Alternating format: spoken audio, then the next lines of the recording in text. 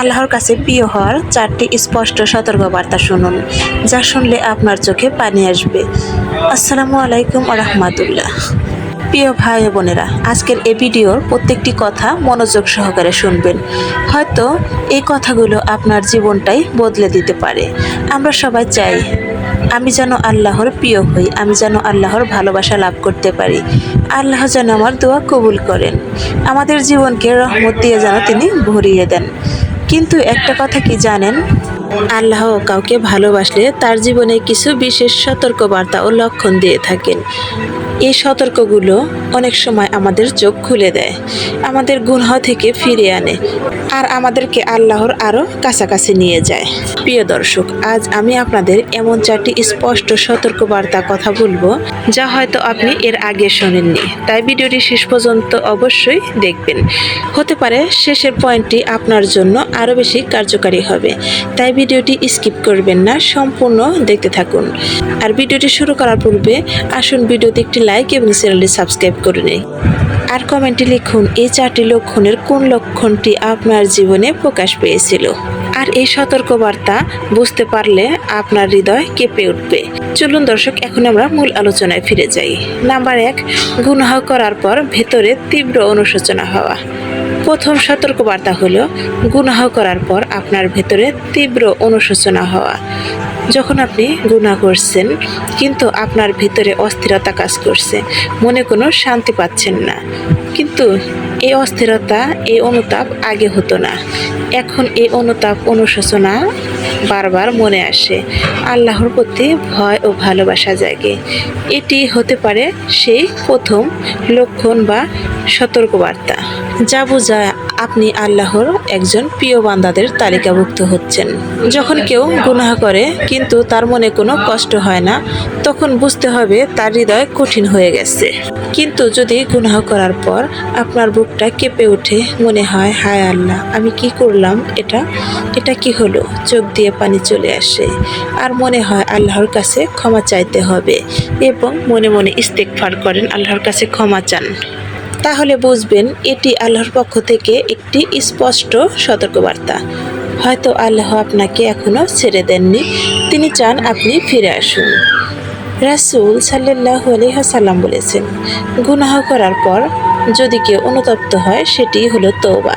তাই যদি এমন অনুভূতি আপনার মধ্যেও থাকে, আজই বলুন আস্তাগফিরুল্লাহ, আস্তাগফিরুল্লাহ, হে আল্লাহ, আপনি আমাকে ক্ষমা করুন। নাম্বার 2, হঠাৎ দুনিয়ার প্রতি অনীহা সৃষ্টি হওয়া। দ্বিতীয় সতর্কবার্তা হলো দুনিয়ার প্রতি আগ্রহ কমে যাওয়া। এক সময় ছিল যে দুনিয়ার টাকা, সম্মান আর ভোগবিলাস খুব ভালো লাগতো, আপনার মনে তৃপ্তি ও প্রশান্তি জাগত, কিন্তু এখন আপনার এসব আর ভালো লাগে না। রং ঝলমলে দুনিয়ার রং ঝলমল এখন আর ভালো লাগে না।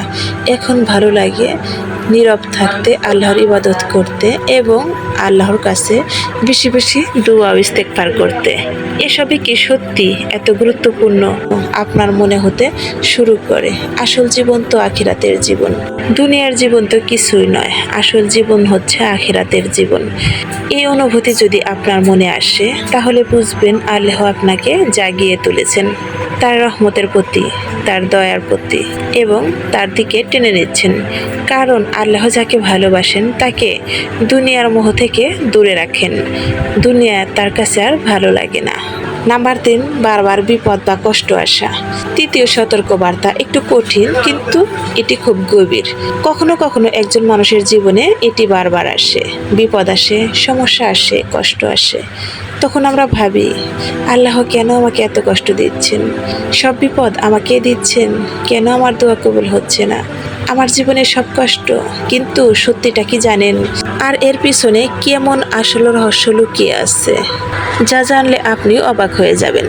রাসূলুল্লাহ সাল্লাল্লাহু আলাইহি ওয়াসাল্লাম বলেছেন, আল্লাহ যখন কাউকে ভালোবাসেন তখন তাকে পরীক্ষা করেন। হয়তো সেই কষ্টের মাধ্যমে আল্লাহ আপনার গুনাহ মাফ করে দিচ্ছেন। তাই কষ্টের সময় বলেন আলহামদুলিল্লাহ, এটা হয়তো আপনার জীবনের জন্য রহমত বয়ে নিয়ে আসবে। কষ্টের সময় আল্লাহর কাছে অভিযোগ করবেন না, বরং দোয়া করুন, ধৈর্য ধারণ করুন। এই কষ্ট একদিন শেষ হবে আল্লাহর রহমত ও ভালোবাসা দিয়ে। তাই ধৈর্য ধারণ করুন এবং আল্লাহর কাছে দোয়া করুন। হয়তো আল্লাহ তাআলা আপনার জন্য এমন কোনো সাফল্য রেখেছেন যা হয়তো আপনার এই কষ্টের চেয়েও অনেক বড়। তাই কষ্টের সময় হতাশা নয়, হাল ছাড়া নয়, বরং আল্লাহর দিকে ফিরে আসুন। নামাজ আদায় করুন, ইস্তেগফার করুন, দোয়া করুন। আপনার জন্য আল্লাহর রহমত অতি শীঘ্রই নাজিল হতে যাচ্ছে। নাম্বার 4, হঠাৎ করে ইবাদতের দিকে মন চলে যাওয়া।